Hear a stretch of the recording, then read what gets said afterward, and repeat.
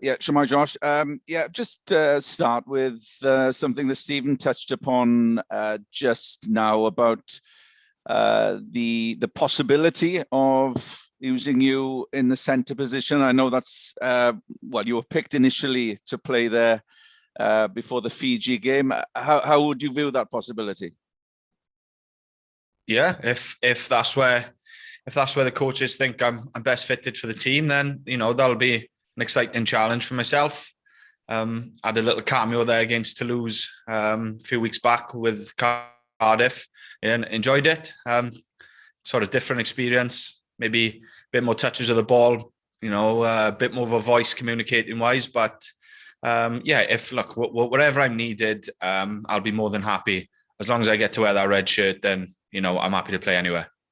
Josh, there was no expectations last year. The Autumn Nations Cup was indifferent for yourselves. I think that's fair. Oddly, is it a similar situation this year? And is it gratifying in a way that many have written you off already, that you can use that? Yeah, it was. Yeah, like you said, it was similar to last year, wasn't it? I don't think many people expected us to win the championship, did they? So, look, we're always the same as a group. We always try and keep ourselves tight, keep what we're trying to do tight. And, we got confidence within the group that are here. We work extremely hard. I can guarantee you that. Everybody has really hit the ground running. And I think, noticeably, my end anyway, that the training intensity and the way that we've prepped these first sort of week and a half now has been considerably better and more intense than what we were in the autumn.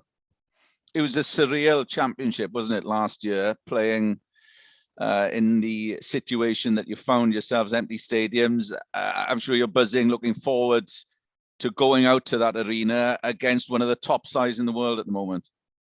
Oh yeah, absolutely.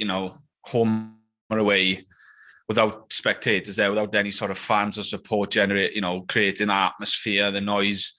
Like I said, whether you're home or away, it just isn't the same. It doesn't feel like a big international Six Nations fixture.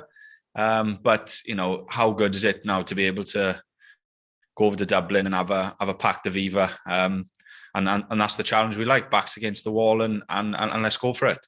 You say backs against the wall. Some would say a daunting challenge, given how Ireland featured in the autumn, beat New Zealand. Their provinces, as always, are flying and doing well in Europe. Wales haven't won there in a decade.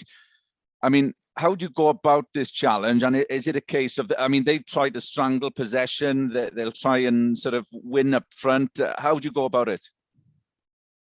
Nothing much changes from our perspective. It's just getting better at the things we want to do. Ireland, as you mentioned, were brilliant in the autumn. Fair play to them. They had a terrific autumn series. But in terms of worrying about Ireland, then look, we do our usual analysis on them, but it's focusing on ourselves. There's aspects where we probably let ourselves down a little bit in the autumn, where we think we can be a lot more ruthless at, be a lot more efficient.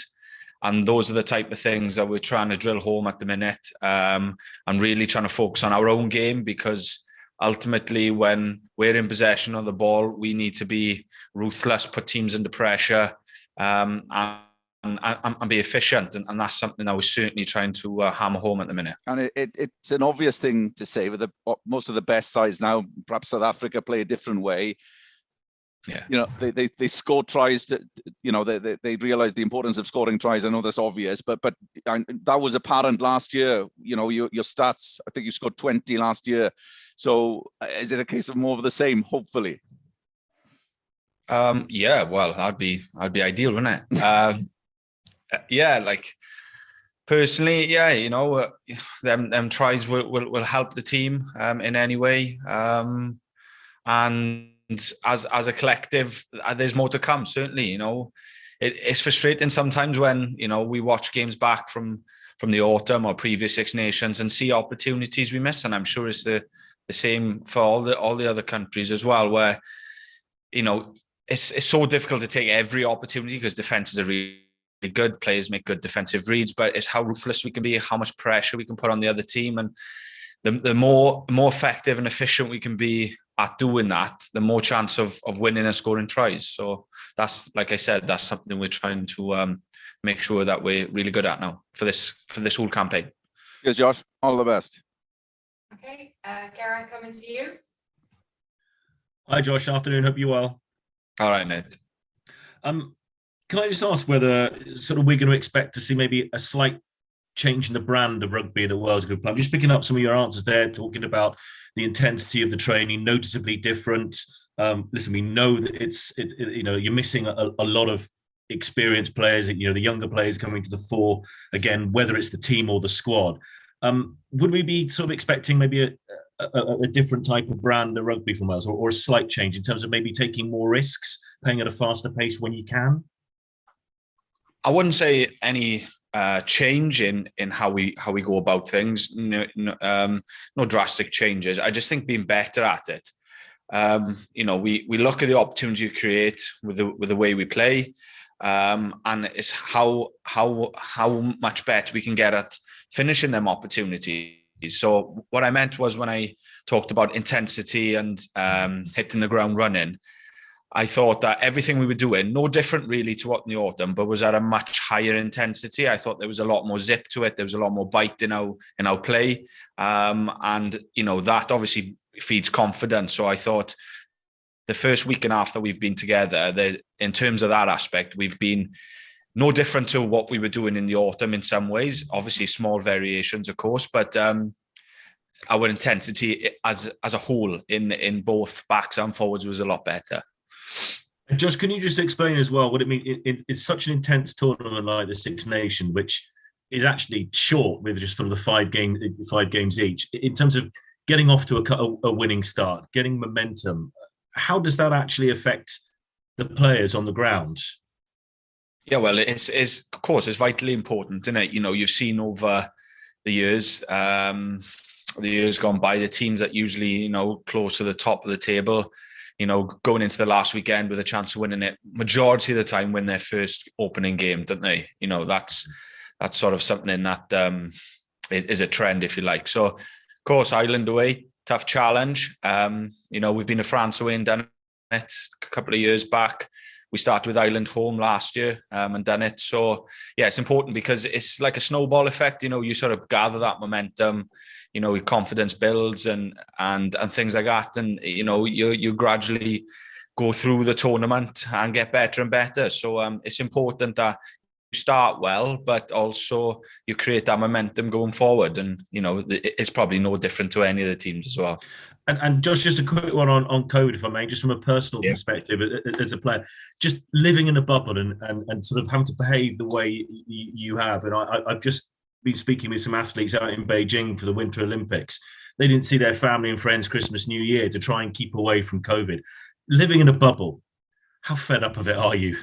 How difficult is it to work in that environment?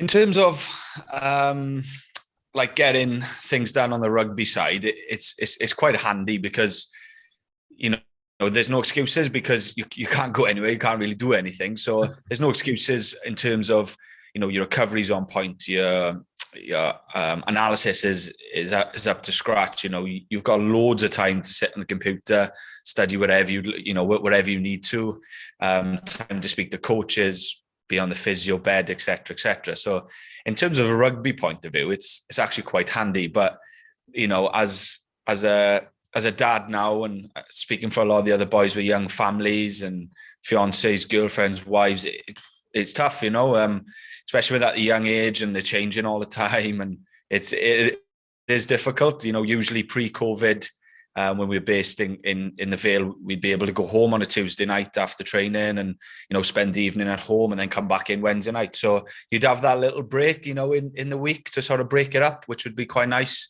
sort of like get home and switch off and spend time with the family and whatnot. But I think it'd be nice if we could scrap the bubbles going forward, I think. But we have to do what we have to do to ensure that we're all safe and we can play these games. Nice one, Josh. Thanks ever so much. Best of luck at the weekend. Cheers. Thanks. Okay, we've got one for Matt quickly then. I've just written in the chat move to Welsh, and then we've got an embargoed section, but I am very tight on time, I'm afraid. So we'll see how much we can get in both of those for you. Josh, just a quick one then. Just picking up on another question about the intensity of training and things like that. I was just wondered why you think that has gone up a little bit in this campaign. Is it just because it is the Six Nations and it is tournament rugby, or do you think that's happened because all of a sudden you don't have the 700 odd caps of players around, so everybody is pitching in to step up? I think more the first point you said really was, with Six Nations, I think I'd like to think everybody's game picks up at this time. There's a lot of excitement, obviously, building into the Six Nations. It's advertised well. It's the best international competition in the world, and when you come into a Six Nations camp, you sort of know what's ahead, and I think that probably adds to the intensity, where there's no sort of we can see how it goes, we can build, and this is we have to win. It's about winning now, and I think that probably adds to why the intensity and stuff raises when we come in. Yeah. Cheers, Josh.